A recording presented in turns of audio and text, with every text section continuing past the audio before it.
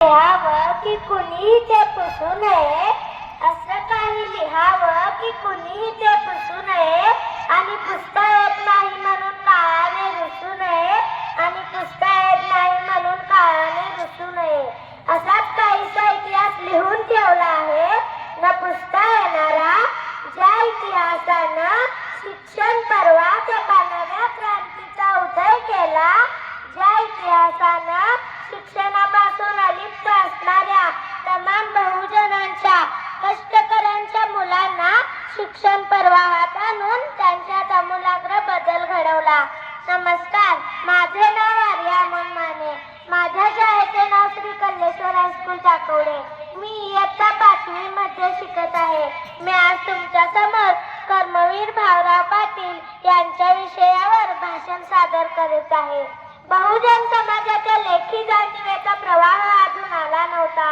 अंधश्रद्धेची रात्र मात्र सरत नव्हती. ज्ञानोदयाची चिन्हे मात्र दिसत नव्हती. अशा परिस्थितीत महात्मा फुले यांच्या सत्यशोधक चळवळीत काम करणारा समग्र क्रांतीचा अग्रदूत कर्मवीरांच्या रूपाने निर्माण झाला.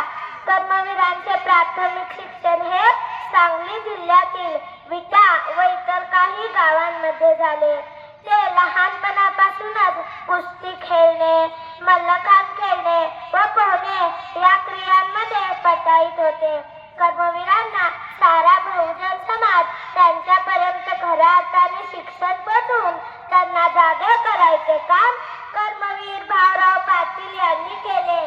त्याबद्दलचा हा एक किस्सा आहे.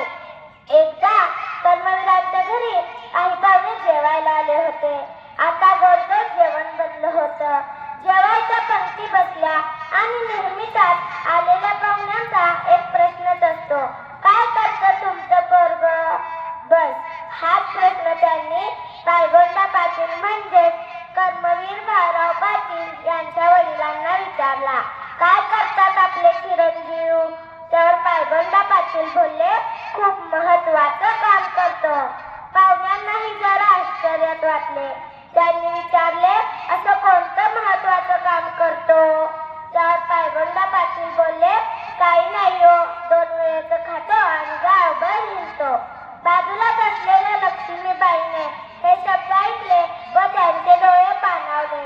जेवण वाढताना कर्मवीरांच्या ताटात लक्ष्मीबाईंच्या डोळ्यातील अश्रू पडले. त्यावर पाहुण्यांसमोर झालेला अपमान आणि आपल्या स्वतःच्या पत्नीसमोर झालेला अपमान त्यांना सहन झाला नाही. ते ताडकन ताटावरून उठले आणि नीट सातारा घातला. घरातून तर निघून आले. काय करावं सुचत नव्हतं. शेवटी किर्लोस्कर कंपनीत प्रचारक म्हणून नोकरी सुरू केली. त्यानिमित्तानं त्यांना महाराष्ट्रात फिरणं आलं.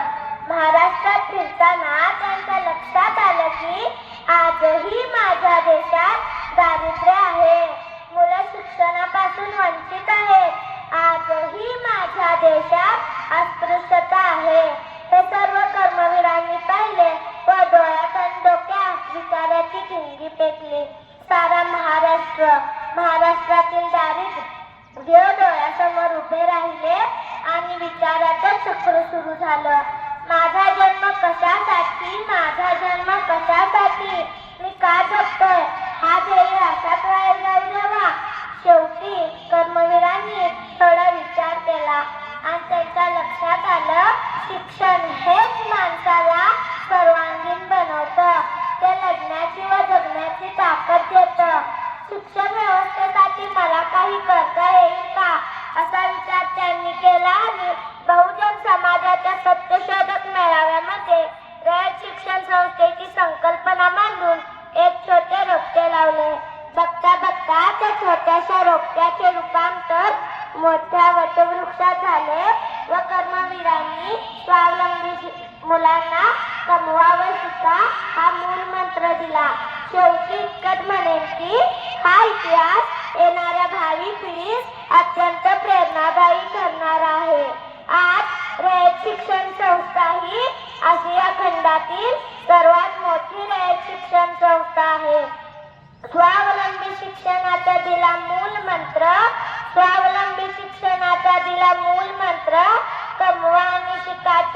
निशंक साधले तंत्र, कमवा आणि शिकाचे अचूक साधले तंत्र. बोध वृक्षवत चिन्हाची निवड योग्य केली, बोध वृक्षवत चिन्हाची निवड योग्य केली. ज्ञानाची ही गंगा घरोघरी पोचविली, ज्ञानाची ही गंगा घरोघरी पोचविली. शिक्षण हेच कर्म आणि समाजसेवा हाच धर्म, शिक्षण हेच कर्म आणि समाजसेवा हाच धर्म असं मानून त्यांनी आपलं आयुष्य दुसऱ्यांसाठी वाहिलं. सीतेच्या अश्रूंनी रामायण घडलं, सीतेच्या अश्रूंनी रामायण घडलं. तर रयत शिक्षण माऊली लक्ष्मीबाईंच्या अश्रूंनी देशातील नामवंत रयत शिक्षण संस्था घडली, रयत शिक्षण संस्था घडली. धन्यवाद.